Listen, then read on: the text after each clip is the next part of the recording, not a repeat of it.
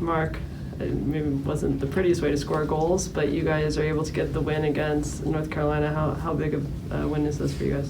Big win, obviously. I think I really mean this. No matter the result of today, for us, there's no way this Shield race, home playoff or playoff spot race was going to be over, right? No matter what. So it's no different that we got the 3 important 3 points. There's so much work to do. This helps, and yeah, when you look at the state of the game, it just kind of sums up this week. We control and dominate 2 games, and we don't know how to put the ball in the back of the net. This was always going to be the way we're going to score a goal or 2 after the 2 games. This it was lacking, when we couldn't find the touch and stuff. We couldn't find a way to get it in, but we were at home, 25,000 people, and we said at half time, get that ball near the goal. You guys know it's going to go in, and together, all the players and all the fans managed to get this result, because it was a game right on the edge, could go either way, and the advantage of being in the best place in the world with the best fans paid off today, and we're grateful. We're grateful on a record-setting day that we have. From all sides of the stadium, people coming here and supporting these players, and setting a new high standard on how to support and how to be connected. And also, regards to the fans and Riveters, there's a lot of people behind the scenes that are rallying the troops to keep spreading the word and make this such a special environment and atmosphere for us to play in. So I want to thank those many volunteers who give so much time to make this such a special, magical place that's capable of having days like this. Did you notice a difference with all the fans in there, and what was it like to just see all the seats filled? There was a few moments that I could, but it was an intense game and so focused that I felt like if I blinked or took my eyes off it, I could miss something. But there was moments there where you stopping the play and you get to look around, seeing people on Duracell deck full and all the rest around the whole stadium. It's great, and the roars obviously on the goals, the roars when AD made about 20 saves to keep us in the game. It's magical.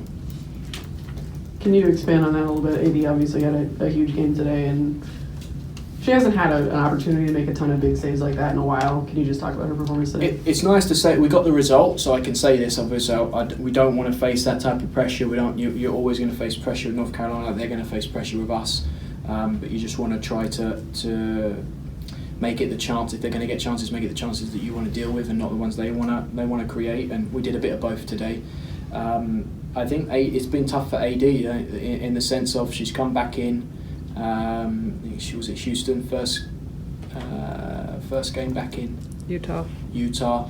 Has a couple of half opportunities. That reminded me of the Tacoma game. Like a couple of opportunities where she just doesn't have a chance, and the ball's on top of her.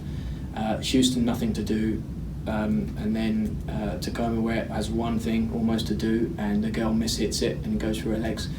So strangely, maybe really good to see lots of action, because we all know, but we all get to see AD France show who she is, and she gets to see and feel who AD France is, and she's the best goalkeeper in this league. She continues to prove it for the last 2 years, and now we've got the band back together. I'm sure her form will continue to rise like it has each year.